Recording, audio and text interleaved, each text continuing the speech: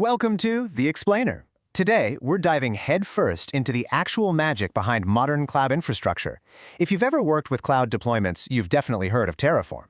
But listen, today, we aren't just doing a basic overview of what Terraform is. We're going to completely demystify exactly how it manages its view of the world. You know, how it remembers what it built, what it changed, and what it needs to destroy.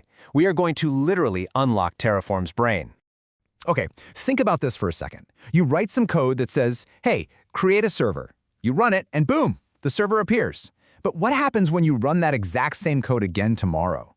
How does the system know not to just build a second server? Like, how does a piece of code actually know what exists out there in the real-world cloud at any given moment?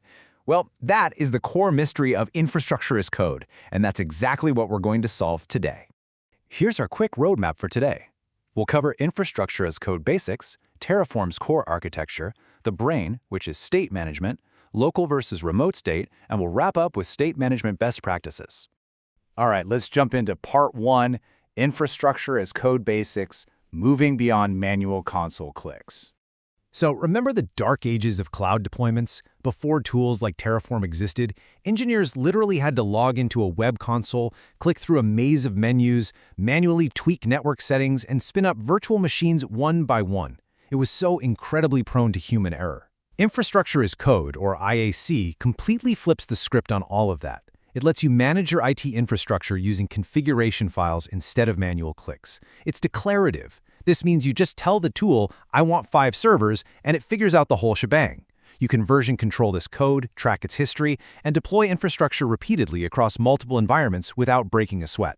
Moving right along to Part 2, Terraform's core architecture, taking a look at the ecosystem at a glance. It's actually amazing how beautifully modular Terraform is. It honestly acts almost like a living organism. First up, you've got the core engine. This is the binary running on your machine that reads your code and calculates all the complex math of what needs to happen.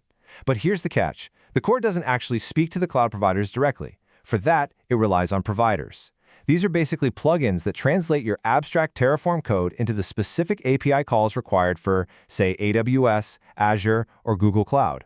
But the final, absolute most critical component for our explainer today is the state file. It's literally named terraform.tfstate. This is the map of real-world resources, and we are going to be talking about this a lot in just a minute.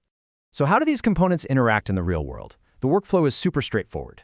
Step 1 is init. This initializes your working directory and downloads all those necessary provider plugins we just talked about. Step 2 is plan. Here, Terraform creates an execution plan. It gives you a preview of exactly what it intends to create, modify, or destroy, but 0 changes are actually made yet. It's just a dry run. Finally, step 3 is apply. This is where the magic happens. Terraform reaches out to the cloud APIs and actually executes those changes so reality matches your code.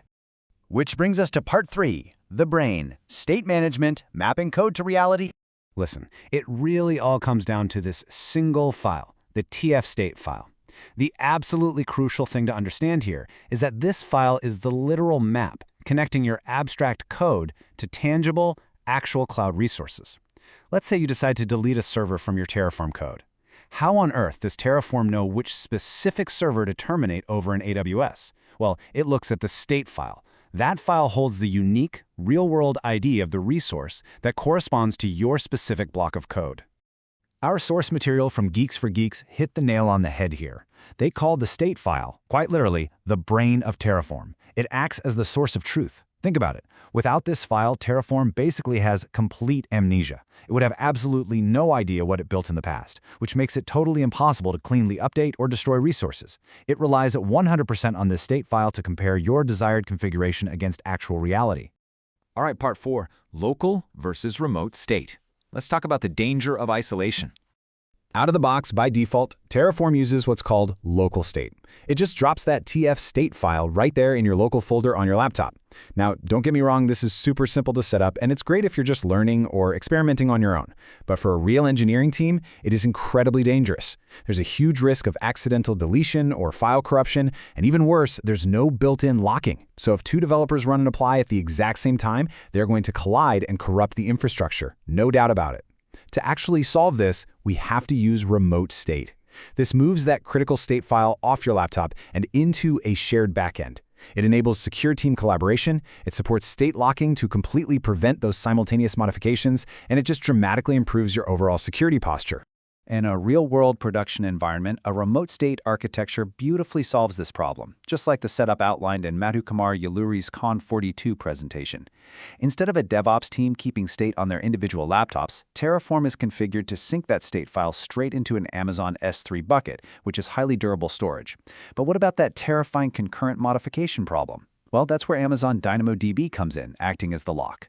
When developer A runs a Terraform apply, DynamoDB literally locks the state. If developer B tries to run an apply at that exact same millisecond, Terraform checks DynamoDB, sees the lock, and safely halts the operation, entirely preventing a disastrous collision.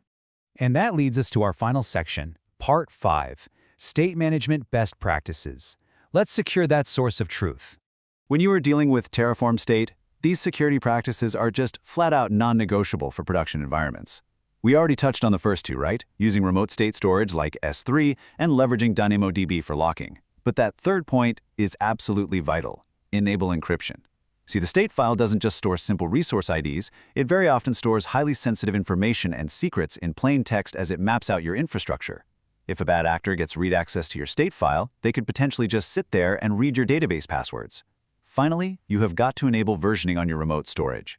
If your state file ever does get corrupted, having S3 versioning turned on means you can easily hit the undo button and roll back to a known good state from 10 minutes ago, completely saving you from a catastrophic, career-ending outage. Furthermore, you never, ever want your production brain mixing with your development brain.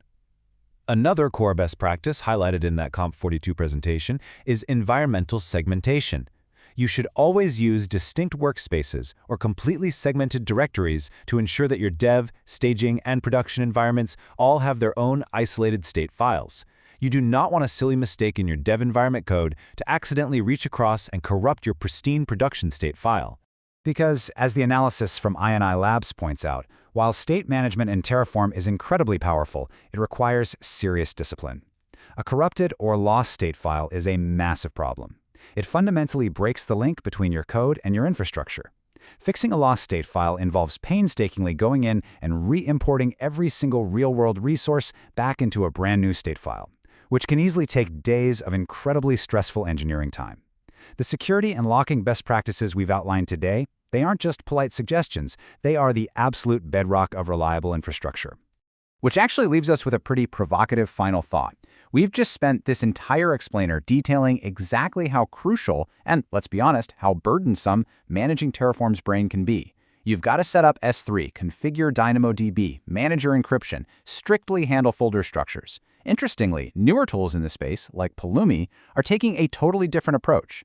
They offer managed state through their own cloud platforms right out of the gate, removing a lot of this operational burden by default. So the real question is, as infrastructure as code continues to mature, is the future going to be completely hands-off state management? Will manual state configuration become a thing of the past? It's definitely something to chew on as you design your next cloud environment. Thanks so much for joining me on The Explainer.